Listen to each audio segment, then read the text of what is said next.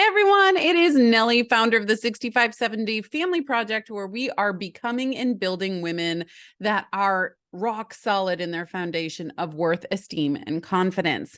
So I want to talk about really preparing for the new year today. But before, let me give you a little bit of silly backstory. So I love the peanut butter chocolates, Dove peanut butter chocolates to be exact. And each one of them comes with, the little saying on the inside. Well, there's one saying I keep getting pretty much because there's like 6 of them and they're on recycle all the time. But there's this one I keep seeing that says, keep life moving forward. Looking backwards is for time travelers. And then last week, I was working with my twin 16-year-old drivers as they're preparing for their driver's license. This will forever be known as one of the most stressful times of my life. High fives and hugs to all of you that are dealing with new drivers in the house. These are my middle two. But anyway, so they were backing up and they were backing up and backing up and backing up. They had way surpassed like clearing what they needed to clear. And so my husband and I were like, only go backwards just as much as you need to, and then go forward, right? It's much easier, much more safe to go forward than to go backward. And I think we can all agree it's much easier to go forward down an expressway than backward, right? The perspective gets thrown all over the place. Well, our lives are the same, and we just passed into a new year. It is now, at the recording of this, the first week of 2024. And I've talked to a lot of people that 2023 was a big year. For some people, it was big, awesome. For many people, it was big, hard, right? I haven't talked to many in-betweeners. If you're an in-betweener, that's awesome for you. But most people I have seen and interviewed and talked to and even heard from on the radio and such have been big things. It was a big 2023 in one way or another. But we don't want to live back there. We want to face forward going into our new year and everything that we have coming forward. So many people ask me, Nellie, what do you guys do in your house in order to prepare for the new year? Now, for the past decade plus, almost 2 decades now, we have done something on New Year's Eve or at least New Year's Day or somewhere around there to settle the old year and go into the new year. And this year was no different, but what we did was a little bit different than what we've done before. So all 6 of us sat down at our table, and my oldest was home from college, and we all sat down at the table and we really reviewed our personal values. And for some of us, some of them stayed. For some of us, all of them stayed. And for some, they all changed. And really getting that down to like 3 personal values that I am going to live by right now that really speak to me and what I want to really embolden and have in myself in this person that I am becoming.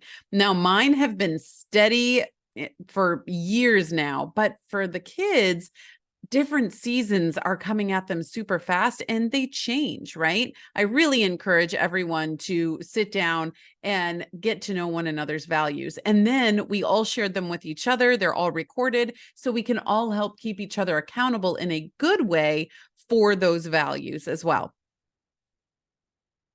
I'm going to sneeze. Excuse me. Anyway, so live video, right?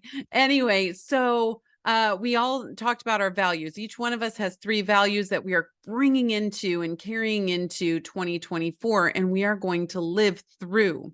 And then we have our life dashboard. And in our life dashboard, we have these areas, which I'll tell you in a second, that we really go over. But just like worth, esteem, and confidence, they're great things to talk about. They're kind of these cloud concepts of course I'd want to have that, right? But actually, how do you put it into action?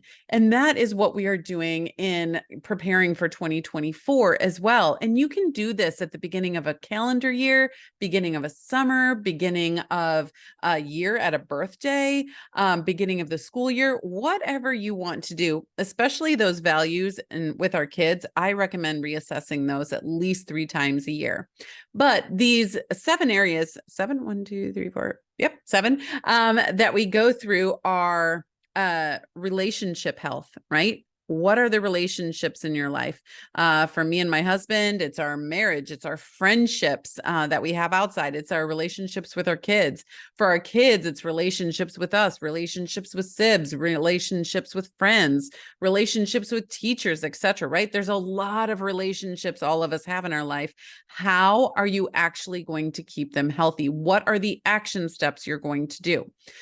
So that's relationship health. The other one is body or physical health. Like we get one of these, just one. How are we going to take care of this year so that we are being a humble servant, not a humble servant. We are being a good steward of our bodies, and we can use it to serve our purposes in this world as well. So physical health, family health is the other one. And then spiritual health or faith, purpose, work, ministry, missions, school, that would fit into there. Self-care. And I'll come back to that one in a second. Self-care. And then there's the financial health as well. So 1, 2, 3, 4, 5, 6, 7. Yep. There were 7 of them. So I want to talk on self-care real quick because my husband actually had a really hard time with self-care. He's like, what's the difference between self-care and physical health?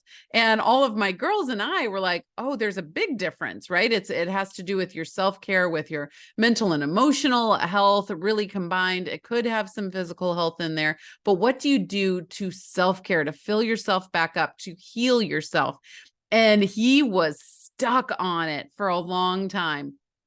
For me, one of the things, I live at the sea, right? I live on the East Coast of the United States. I've lived here for almost 8 years, and no, it has been over 8 years now.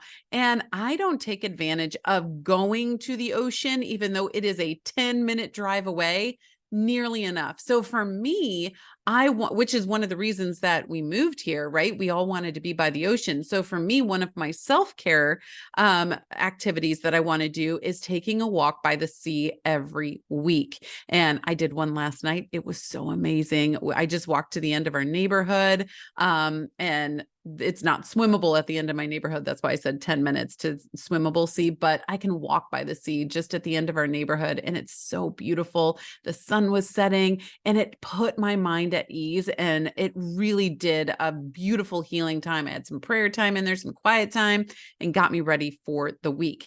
So it was something I did for self-care and something I can make a habit out of this year in order to really bring up that self-care.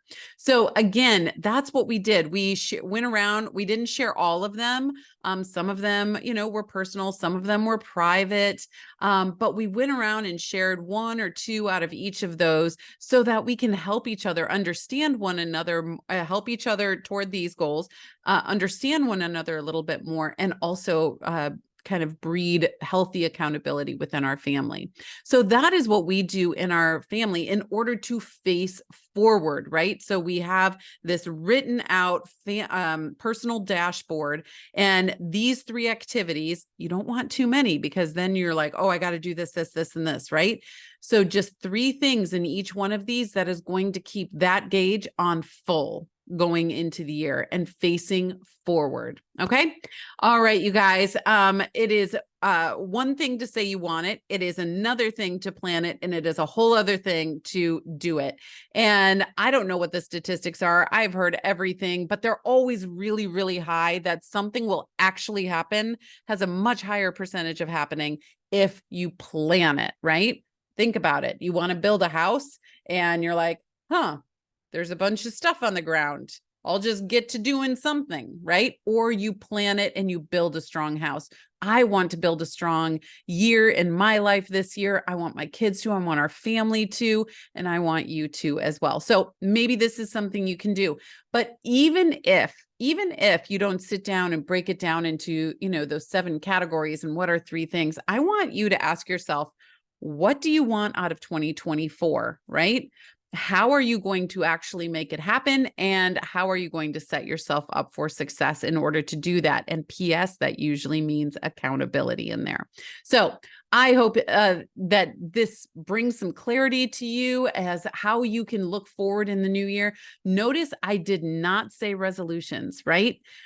The easiest person that you can break a promise to is yourself.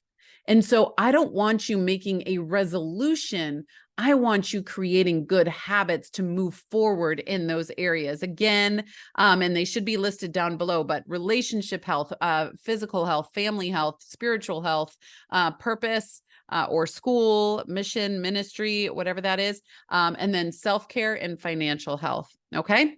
All right, guys, thank you so much. Remember that you can find everything on nellieharden.com, from social communities, resources, masterclasses, books, scripture journals, and even the Take the Lead program that is all about, it walks the entire family through how to love and lead her to a place that she learns to love and lead herself.